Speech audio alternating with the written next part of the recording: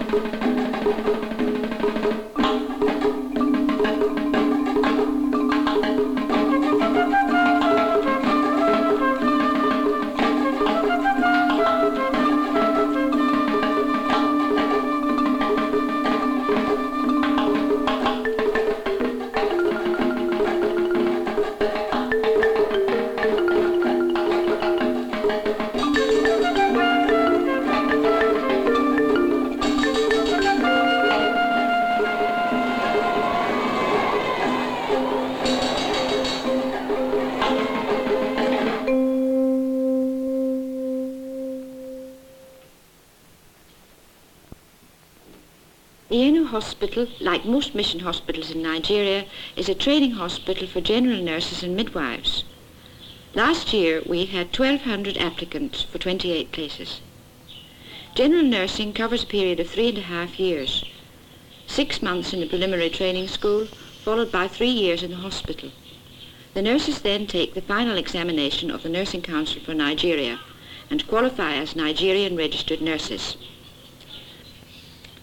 Amidst the frequent comings and goings of missionary staff, we are fortunate in having 2 Nigerian sisters, 1 man and 1 woman, and 7 senior male staff nurses, all of whom were trained in the hospital and have remained on the staff and given devoted service for many years. Were it not for these people, we could not have maintained a continuity of trained staff, nor would the tradition of Christian service for which the hospital is known have been possible. There is a population of about 35 million people in Nigeria, and there are roughly 1,000 qualified doctors, which means that there are about 35,000 patients to every doctor. The numbers of patients seeking hospital treatment rises every year, and it is difficult to cope with the constant pressure. Here at Ienu we have 100 general beds and 46 in the maternity department. Last year we had a 100% bed occupancy for the whole year, which means in practice that there were many patients lying on the floor almost all the time. We are fortunate to have 4 full-time doctors at present, but this number is difficult to maintain with our frequent furloughs. For nearly a year we have had a Nigerian doctor trained at Harvard on the staff, and we hope he will be followed by more Nigerian Christian doctors.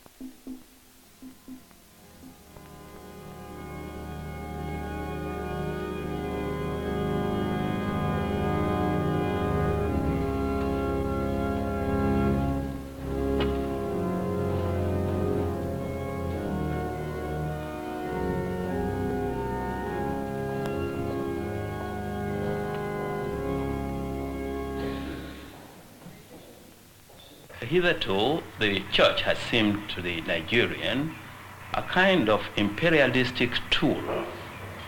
It has seemed to be a kind of prefabricated spiritual structure which the European brought along with him to Nigeria. It has seemed also to the Nigerian that our European educators did not aim at Christianizing the Nigerian, but that they were aiming at Westernizing him.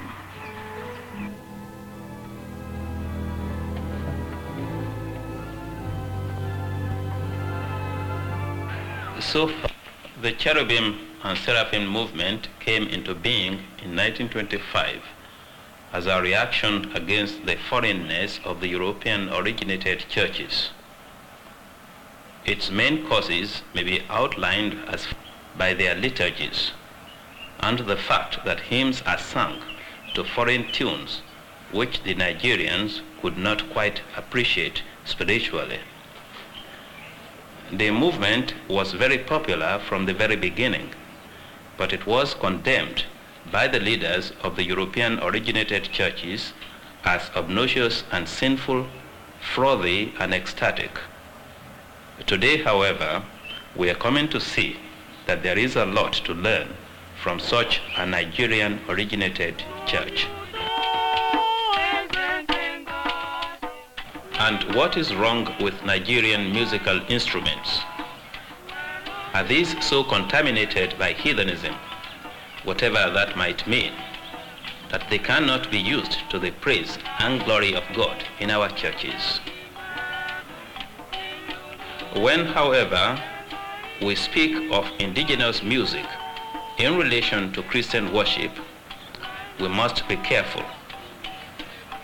Church music must emerge out of deep Christian conviction, knowledge of Christian truth, and spiritual discipline.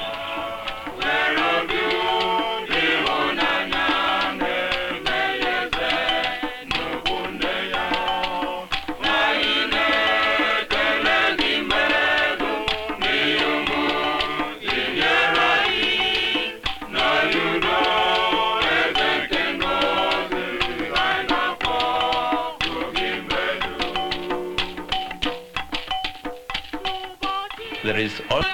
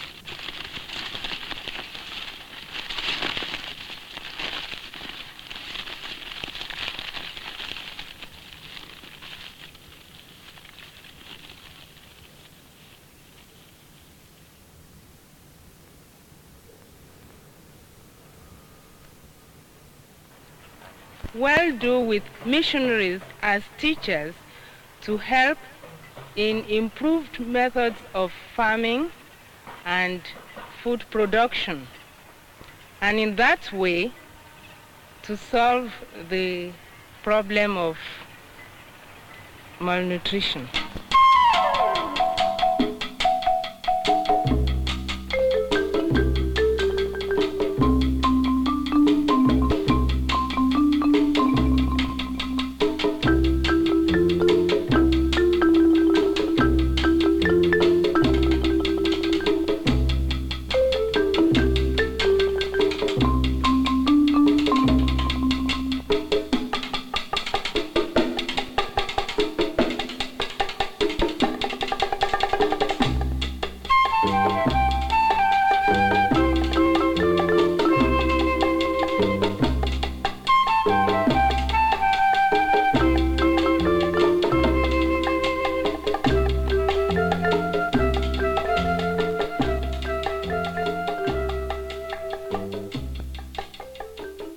work doesn't stop here at the center.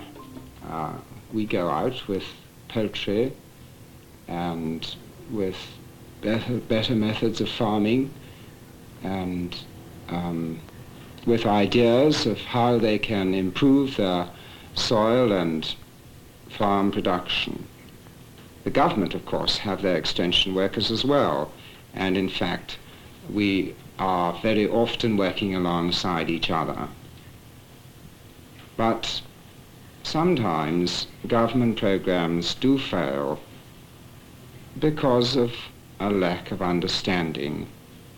And we often find that because the village folk know us better, that they are ready to take ideas and things from us which sometimes they will not take from government officers.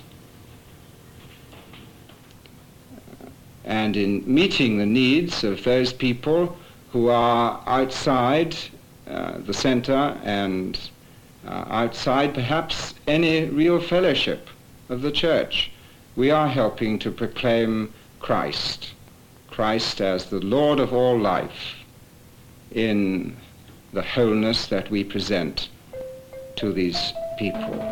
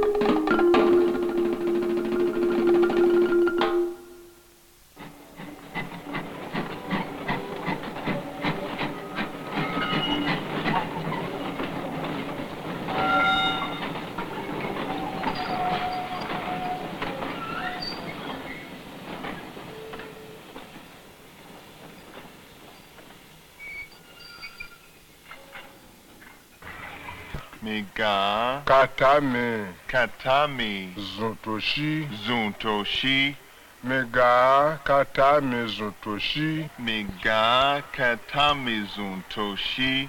Toshi. Toshi. This language study for most missionaries is a very long struggle, especially when you're dealing with a tonal language like Nupe. Tonal because the meanings of the words depend upon the intonation, and these different sounds are often very difficult for the European ear to hear. It requires long periods of listening and repetition. One of the best ways to learn a language is to come out into a village and to live among the people. While learning the language, then one gets hold of the customs and understands the people better, and they begin to understand you. Without this mutual understanding, it is impossible for a missionary to be effective.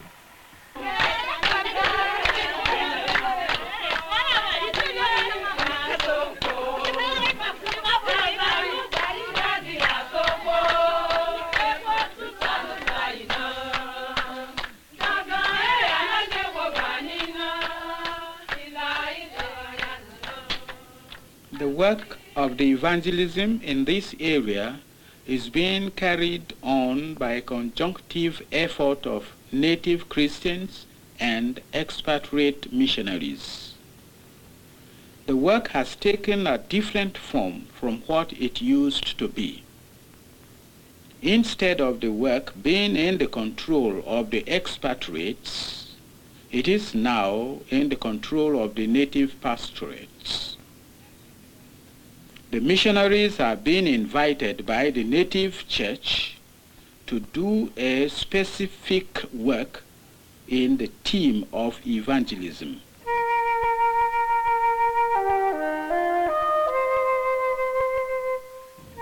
My work is concerned with the women in the villages in Bida district. I spend a month at a time in a village and teach the women various subjects, but one subject that I teach quite a lot of is hygiene. It has to be very simple hygiene because the women know very little about this subject. We have to teach them such basic things as boiling their drinking water and teaching them how to prepare their food in a clean manner and how to generally look after themselves and keep themselves healthy. We find that the women don't learn very quickly because they're very conservative.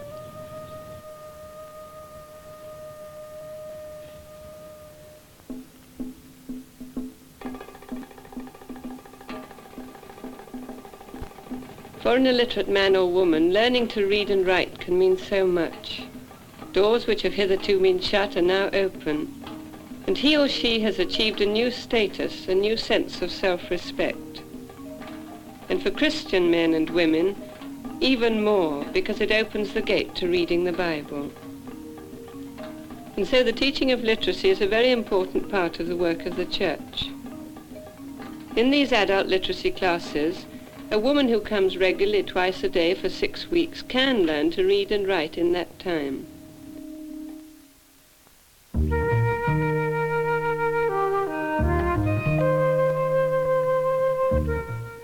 Here at Bida, the native church works conjunctively with the missionaries whose services are very much needed to remove ignorance, superstition, and fear from the people. There are thousands of villages and towns still untouched.